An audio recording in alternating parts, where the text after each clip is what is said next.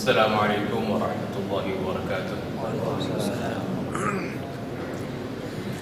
Bismillahirrahmanirrahim. Innal hamdalillah nahmaduhu wa nasta'inuhu wa nastaghfiruh wa na'udzu billahi min shururi anfusina wa min sayyiati a'malina. May yahdihillahu fala mudilla lahu wa may yudlilhu fala hadiya lahu. Wa asyhadu an la ilaha illallah wahdahu la syarika lahu wa asyhadu anna Muhammadan 'abduhu wa rasuluhu wa habibuhu wa safiyyuhu khairu nabiyyin arsalahu Allah lil 'alamin basyiran wa nadhira.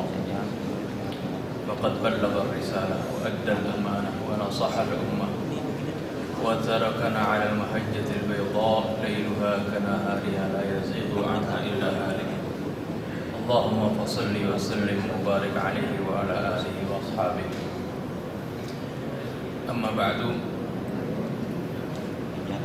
Para hadirin jamaah wal hadirat jamaah Masjid Al-Hidayah yang dimuliakan Allah Subhanahu wa taala, marilah sejenak kita kembali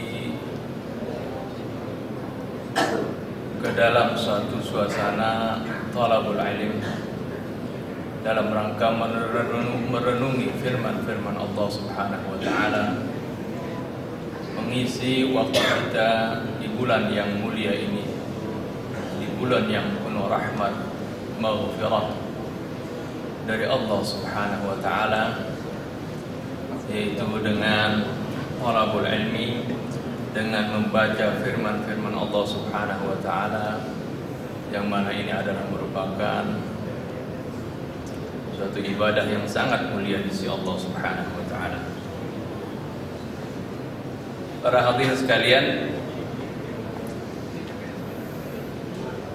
pada pertemuan kemarin kita sudah membaca dari surah Al-Baqarah ayat 183 yang berbunyi, A'udzubillahi minasyaitonirrajim, Bismillahirrahmanirrahim.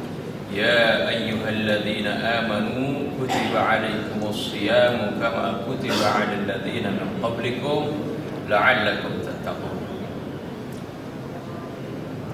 Sudah kita baca sampai situ dan sudah kita terangkan makna dan artinya tentang bagaimana Allah Subhanahu wa taala telah mewajibkan kepada kita berpuasa kepada orang-orang yang beriman, sebagaimana kewajiban ini pun telah diwajibkan kepada umat-umat sebelum umat Nabi kita Muhammad SAW. Di ayat berikutnya Allah Subhanahu wa taala menerangkan ayyaman ma'dudat, kewajiban puasa yang begitu besar manfaatnya insyaallah, manfaatnya bagi kita dan nilainya begitu tinggi dinilai bagi Allah Subhanahu wa taala, yaitu hanya beberapa hari yang tertentu, yaitu hanya sebulan. Dalam waktu 12 bulan hanya diwajibkan 1 bulan. Faman kana minkum maridan aw ala safarin fa'iddatun min ayyamin ukhra. Kewajiban puasa ini pun tidak serta-merta diwajibkan kepada seluruh umat Nabi Muhammad SAW seperti orang yang atau seperti penguasa yang diktator mewajibkan sesuatu kepada rakyatnya.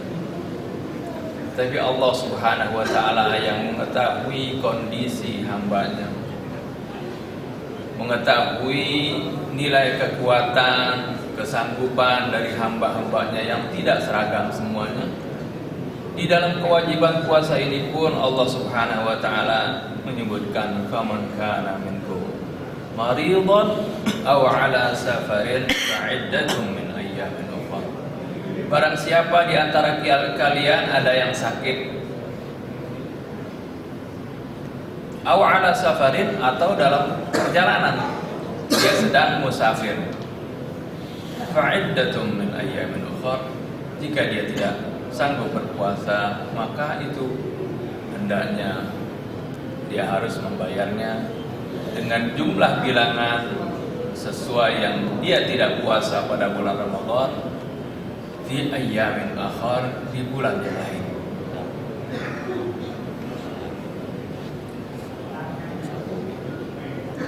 Jadi faman kana minkum maridun, barang siapa di antara kalian dalam keadaan sakit. Tentunya sakitnya di sini sakit yang kalau kita puasa juga itu akan berbahaya bagi diri kita. Karena di dalam Islam itu prinsip umumnya itu tidak boleh kita melakukan sesuatu yang membahayakan diri kita sendiri ataupun membahayakan orang lain. La dharara wa la dhirar.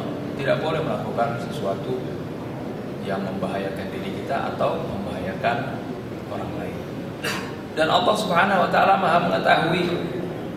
Jadinya bagi orang yang sakit, kalau dia sakit kemudian jika dia puasa dia sakit dia akan lebih parah, ya, dan ini akan membahayakan dirinya. Allah Subhanahu wa taala beri rukhsah kepadanya untuk tidak berpuasa, ya. Jadi kalau orang yang sakit nggak perlu memaksakan diri untuk berpuasa, karena ini rukhsah ini atau izin ini, dispensasi ini diberikan oleh Allah sendiri.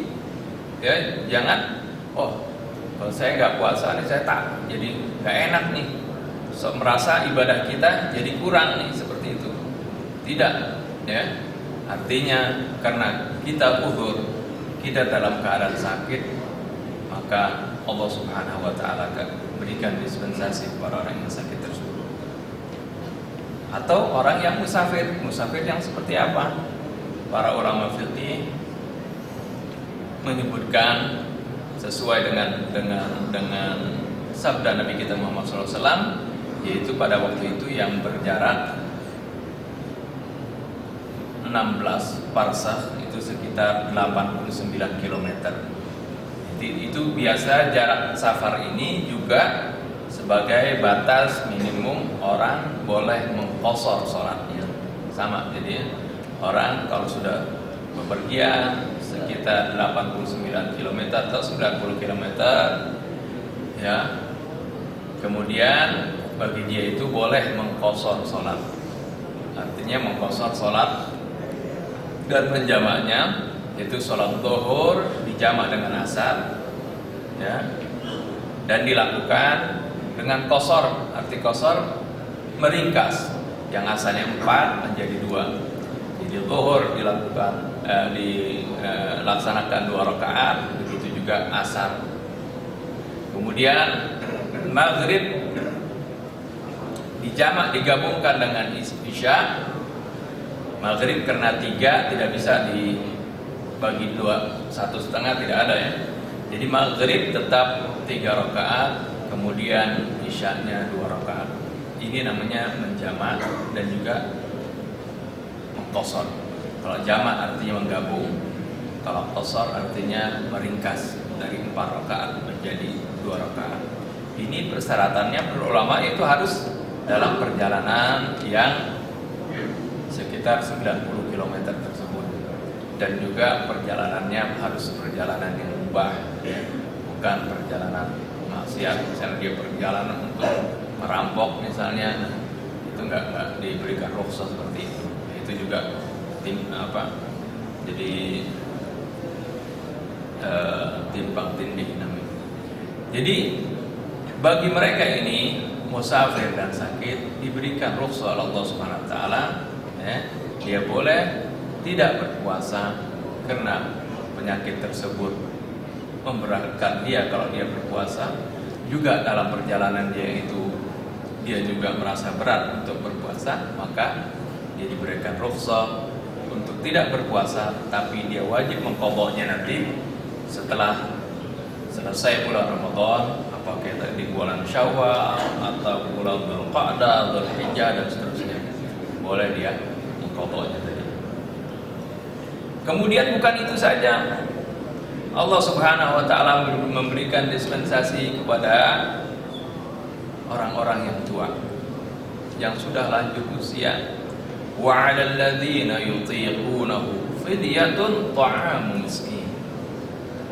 Dan terhadap orang-orang yang sudah ayutiqunahu, yang tidak sanggup berpuasa, tidak kuat berpuasa. Ini para ulama menyebutkan sesuai dengan hadis Nabi kita Muhammad SAW bahwasanya mereka itu adalah orang-orang al-ajuz al-ani, arti orang-orang tua yang sudah tua renta, baik kakek-kakek atau nenek-nenek, ya, itu bagi mereka boleh tidak berpuasa, akan tetapi sebagai gantinya dia harus membayar fidyah. Demikian pula bagi orang yang sakitnya menahun, ya, penyakit yang tidak diharapkan sembuh, ya, artinya terus menerus dia sakit seperti itu, maka bagi mereka pun, ya, diperintahkan hanya untuk membayar fidyah saja. Membayar fidyah itu ta'amu miskin. Fidyah itu ta'amu miskin, artinya setiap hari yang dia tidak berpuasa, dia memberi makan kepada satu orang miskin. Min awsati ma tut'imun, artinya dengan rata-rata yang biasa dia makan dalam sehari. Kadarnya berapa? Apa beras liter setiap hari? Tidak, di sini sebenarnya setiap orang mempunyai kadar kemampuan yang berbeda-beda, ya. Orang kaya setiap hari makannya mungkin habis berapa ribu, ya. Apakah seharinya itu untuk satu orang, ya, maksudnya satu orang dia makan mungkin habis 25.000 atau 30.000 atau lebih. Nah, dengan sekadar itulah yang rata-rata, tapi ya, rata-rata dia mengeluarkan untuk dirinya, kalau dia makan seberapa nilainya, apakah 25.000, nah sebesar itulah dia setiap hari menyedekahkan, memberikan kepada fakir miskin, ya, sejumlah setiap kali sehari dia nggak berpuasa, dia bayarkan itu namanya fidyah. Jadi tadi kepada orang tua, kemudian kepada orang sakit yang tidak diharapkan kesembuhannya, atau bukan arti penyakit yang menahun seperti itu. Juga yang Imam Hasan Basri menyebutkan yang termasuk daripada ini juga orang yang hamil dan menyusui, ya, karena dikhawatirkan membahayakan kandungannya atau membahayakan anaknya kalau dia berpuasa, ya, dia boleh membayar fidyah, ya, diganti puasa dengan membayar fidyah, dia tidak puasa. Tetapi kalau di dalam mazhab Syafi'i, ini kalau ini sesuai dengan Al-Quran, dan para mazhab berbeda-beda pendapat tentang ini. Kalau mazhab Imam Syafi'i, ya, di samping dia bayar fidyah, nanti juga kalau dia mau berpuasa maka dia itu lebih baik daripada dia, ya. Lebih baik baginya untuk dia melaksanakan puasa juga, artinya mengqadha seperti itu. Tapi di sini dalam Al-Quran bagi orang yang tidak mampu, karena berbeda-beda orang yang hamil, kadang-kadang dia ngidam itu terkadang sampai parah sekali, ya, sampai terkadang-kadang nggak bisa masuk makanan sama sekali, ya, setiap makan kuat. Ini mungkin berbeda-beda di antara para istri kita gitu yang melaksanakan, ya, yang mengalami ngidamnya itu masa kehamilan, terutama pada 4 bulan pertama, ya, ini saya alami sendiri, berarti saya ngidamnya itu parah sekali, hamilnya parah. Nah, itu boleh baginya hanya membayar fidyah saja, ya, fidyatun ta'am miskin. Itu sebagai ganti daripada puasanya.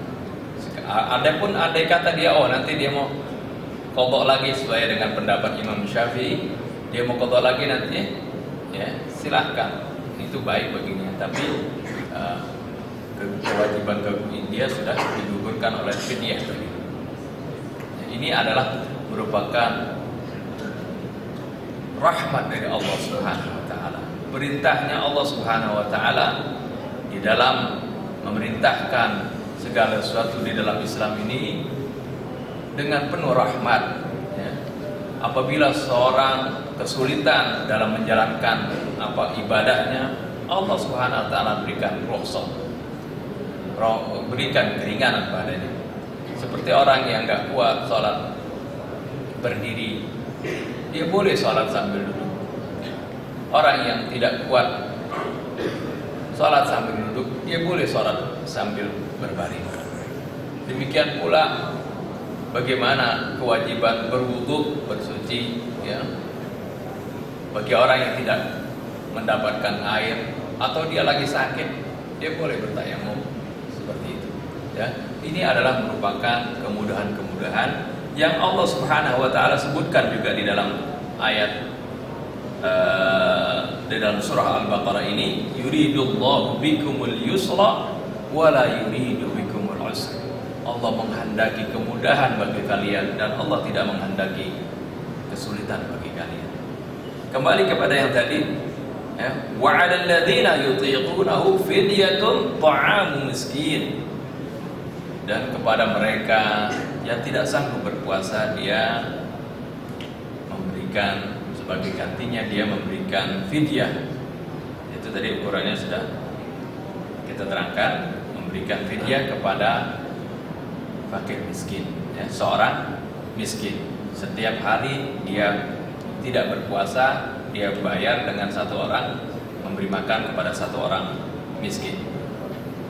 Tapi faman tatawwa'a khairan fahuwa khairun lahu. Akan tetapi barang siapa yang ingin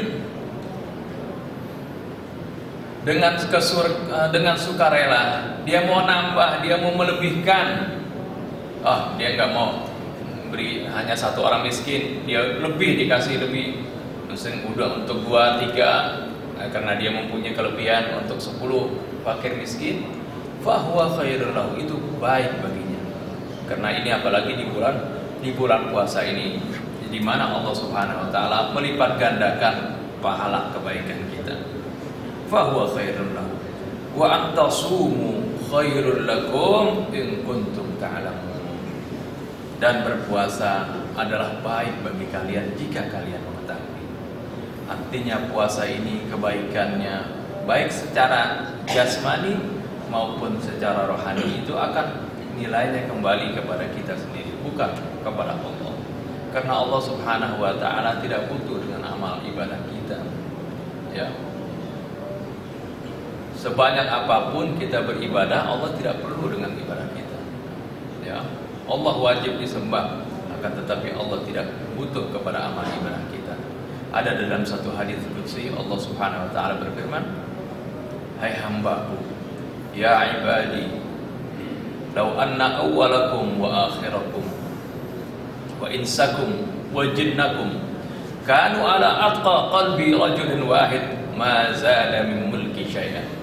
Wahai hamba-hambaku, seandainya manusia sejak yang pertama dari kalian, sejak zaman Nabi Adam, baik dari bangsa manusianya dan Nabi Adam dan keturunannya, juga dari bangsa jin, sejak zaman Nabi Adam sampai nanti hari kiamat, semuanya itu seandainya mereka itu semua berada dalam taraf ketakwaan seperti orang yang paling takwa di antara kalian, yaitu misalnya semuanya takwa, semuanya baik seperti Rasulullah SAW, Allah katakan mazada min mulki syai'an, itu sama sekali tidak menambahkan kerajaanku sedikit. Sebaliknya, ya ibadi, Allah Subhanahu wa taala berfirman dalam hadis qudsi, wahai hamba-hambaku, law anna awwalakum wa akhirakum wa insakum wa jinnakum kanu ala afjari qalbi rajulin wahid ma naqasa min mulki syai'an. Sebaliknya, wahai hamba-hambaku, baik dari bangsa jin maupun manusia, sejak zaman Nabi Adam sampai hari kiamat itu, andai kata semua kalian itu berada pada taraf kedurhakaan yang paling dahsyat, misalnya semuanya seperti durjana, seperti Fir'aun, atau seperti siapapun orang yang paling durjana, yang paling jahat, ya, semuanya. Kata Allah, ma naqasa min mulki syai'an, itu sama sekali tidak mengurangi kerajaan. Arti di sini kata Allah Subhanahu wa taala sebutkan wa antasumu khairul lakum. Hendaknya dengan kalian berpuasa itu adalah kebaikan yang akan kembali kepada kalian. Baik secara jasmani, bagaimana manfaat daripada ibadah puasa ini secara jasmani. Dokter para ahli telah membuktikan bagaimana manfaat dari puasa bagi kesehatan kita. Dan juga di samping itu secara rohani, bagaimana dia mendidik mental kita, mendidik kedisiplinan kita, mendidik jiwa kita, rohani kita, sehingga kita dapat menjadikan puasa ini sebagai training mental kita untuk menjadi orang-orang yang baik, orang-orang yang muttaqin setelah selesai daripada puasa ini. Dan di samping itu, ini adalah di dunia. Di samping itu di akhirat, bagaimana Allah Subhanahu wa taala menjanjikan pahala-pahala yang besar bagi orang-orang yang berpuasa. Allah Subhanahu wa taala berfirman dalam hadis qudsi juga, ya, kullu amal ibni adam lahu illa as-shaum fa innahu li wa ana ajzi bih. Setiap amalnya anak Adam, setiap amalnya manusia itu adalah baginya, dan dia dapat menghitung nilainya tersebut, pahalanya. Seperti Allah Subhanahu wa taala sebutkan bagaimana setiap orang yang beramal kebaikan, Allah akan lipat gandakan menjadi 10 kali lipat ganda, dan bahkan sampai 700 kali lipat ganda, tergantung dari keikhlasan dan kebersihan niatnya. Akan tetapi khusus untuk puasa, kalau untuk puasa Allah Subhanahu wa taala katakan fa innahu li wa ana ajzi bih, itu urusanku, itu bagiku, itu urusanku, dan tidak ada batasan bagi nilai puasanya itu. Allah akan berikan ganjaran yang berlipat-lipat ganda tanpa ada batasan. Itulah ganjaran di puasa. Dan juga di samping itu, Rasulullah SAW bersabda, inna fil jannati baban yuqalu lahu rayyan. Di surga ada satu pintu yang disebut pintu Rayyan. La yadkhuluha illa shaimun, yang tidak melewati pintu tersebut melainkan orang-orang yang berpuasa. Jadi nilainya orang-orang yang berpuasa seperti yang di dalam hadis Nabi kita Muhammad SAW, begitu besar pahalanya. Kita bacakan, ada satu hadis yang diriwayatkan dari Nabi kita Muhammad SAW yang beliau sampaikan pada Jumat terakhir di bulan Sya'ban. Jadi Jumat terakhir sebelum menghadapi bulan Sya'ban, Rasulullah SAW berkhutbah di hadapan sahabat-sahabatnya, ya ayyuhan nas, innahu qad aqbara ilaikum syahrullahi bil barakati wal rahmati wal maghfirah. Wahai manusia sekalian, ketahuilah telah datang kepada kalian bulan Allah, bulan yang penuh keberkahan, bulan yang penuh rahmat, dan bulan yang penuh maghfirah atau ampunan dari Allah Subhanahu wa taala. Syahrun huwa 'indallahi afdhalus syuhur. Bulan tersebut adalah bulan yang paling mulia di sisi Allah. Wa ayyamuhu afdhalul ayyam. Hari-hari pada bulan tersebut merupakan hari-hari yang termulia di sisi Allah. Wa layalihi afdhalul layali. Malam-malam di bulan Ramadan merupakan malam-malam yang termulia di sisi Allah. Wa sa'atuhu afdhalus sa'at. Jam-jam yang kita lalui di bulan Ramadan pun merupakan jam-jam yang mulia di sisi Allah. Huwa syahrun du'itum fihi ila dhiyafatillah. Bulan Ramadan adalah bulan yang di sana kalian diundang kepada jamuan Allah Subhanahu wa taala. Kita ini semuanya dipanggil ya ayyuhalladzina amanu, seperti ayat yang kemarin. Dipanggil untuk menghadiri jamuan Allah Subhanahu wa taala. wa ju'iltum fihi min ahli karamatillah, dan kalian dijadikan pada bulan Ramadan daripada orang yang dimuliakan oleh Allah Subhanahu wa taala. Anfasukum fihi tasbih, nafas kalian bagaikan tasbih kepada Allah Subhanahu wa taala, dinilai sebagai tasbih kepada Allah. Wa naumukum fihi ibadah, tidur kalian dinilai ibadah. Artinya bukan sehari suntuk dia tidur, artinya karena dia lelah beribadah kemudian dia tidur. Istirahatnya pun dinilai ibadah oleh Allah. Wa amalukum fihi maqbul, amal kalian diterima oleh Allah. Wa du'aukum fihi mustajab, doa kalian di bulan Ramadan akan dijabah oleh Allah.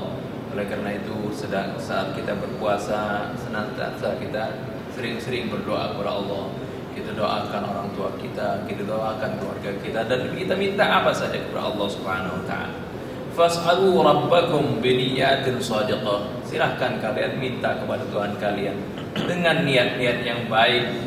Wa qulubin tahirah, dan hati yang suci.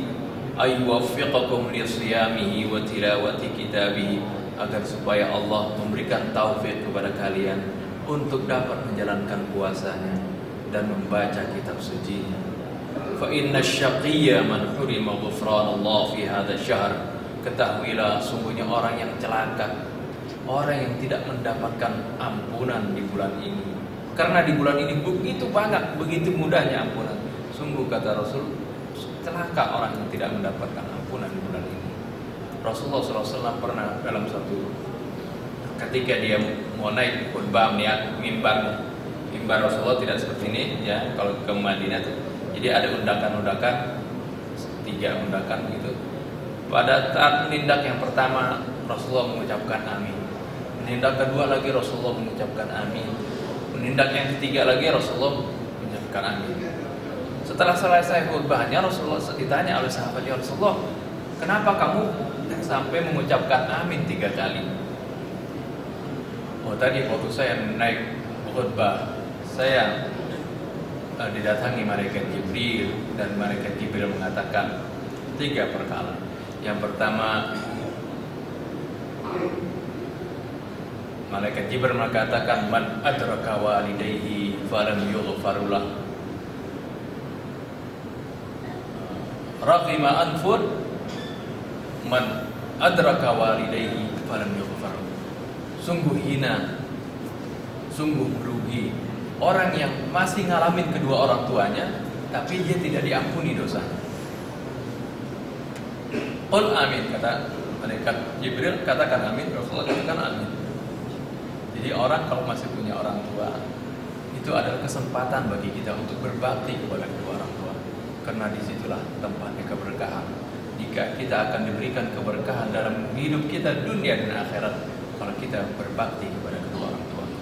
Kan tetapi kalau kita masih ada orang tua, kemudian kita abaikan, kita sia-siakan, tatkala meninggal baru kita menyesal. Banyak orang seperti itu. Nah, Rasulullah SAW katakan, man adraka walidayhi falam yughfar lahu, ab'adahullah. Dalam hadis riwayat yang lain, ab'adahullah, Allah akan jauhkan dia dari rahmatnya. Qul amin, katakan amin. Rasulullah SAW katakan amin. Terus yang kedua, man adraka Ramadan falam yughfar lahu, barang siapa yang mendapati bulan Ramadan kemudian setelah habis bulan Ramadan masih dosanya masih belum diampuni, ini juga termasuk orang yang merugi ya. Mereka bilang ya, qul amin, Nabi pun mengatakan amin. Jadi kenapa dikatakan merugi? Karena di bulan Ramadan ini begitu banyak sekali kemudahan-kemudahan, begitu banyak maghfirah dan rahmat yang Allah Subhanahu wa taala limpahkan di bulan ini. Jadi bagi orang yang sudah diberikan kesempatan seperti ini, kesempatan emas istilahnya, masih juga tidak mau meraihnya, maka ini dia termasuk orang yang merugi. Yang ketiga yaitu man dzukirtu indahu falam yusalli alayya. Yang ketiga Rasulullah katakan, barang siapa yang disebutkan namaku lalu dia tidak bersalawat kepadaku. Jadi disebut nama Nabi kita Muhammad SAW, ya, dia enggak bersalawat, ya, enggak mengatakan Allahumma sholli ala Muhammad wa ali Muhammad. Itu termasuk orang yang merugi. Sebab ya, Di dalam perintah berselawat ini ada di dalam Al-Quran. Innallaha wa malaikatahu yusalluna 'alan nabi ya ayyuhalladzina amanu sallu 'alaihi wa sallimu taslima. Setiap Jumat kita dengar ini perintah yang mana Allah Subhanahu wa taala dan para malaikatnya berselawat kepada Nabi. Arti berselawat Allah tidak seperti kita. Selawat Allah kepada Nabi maksudnya Allah memberikan rahmat kepada Nabi. Kalau dari malaikat berarti doa. Juga dari kita itu kita berselawat kepada Nabi, itu adalah merupakan perintah dari Allah Subhanahu wa taala.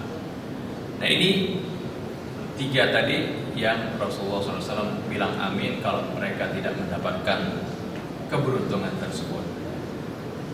Kemudian lanjutan dari khutbah Rasul, wadhkuru bi ju'ikum wa 'atashikum fihi ju'a yaumil qiyamah, dan ingatlah dengan laparnya kalian tersebut sehingga kalian bisa membayangkan bagaimana kalau kalian di akhirat nanti merasa lapar dan haus. Wa tasaddaqu ala fuqara'ikum wa masakinikum, dan bersedekahlah kalian di bulan Ramadan ini kepada orang-orang fakir dan miskin di antara kalian. Wa waqqiru kibarakum, hormati orang yang lebih tua dari kalian. Warhamu sigharakum, kasihani orang yang lebih muda dari kalian. Wasilu arhamakum, hubungkan silaturahmi di antara kalian. Wahfadhu alsinatakum, jaga lidah kalian dari ucapan-ucapan yang tidak baik, dari mengumpat, adu domba, mencaci maki. Ini adalah merupakan segala sesuatu perbuatan yang akan menggugurkan pahala puasa. Di dalam hadis yang lain, hadis qudsi juga, Allah Subhanahu wa taala berfirman, "Man lam yada' qaula zur wal amal bihi fala hajata lahu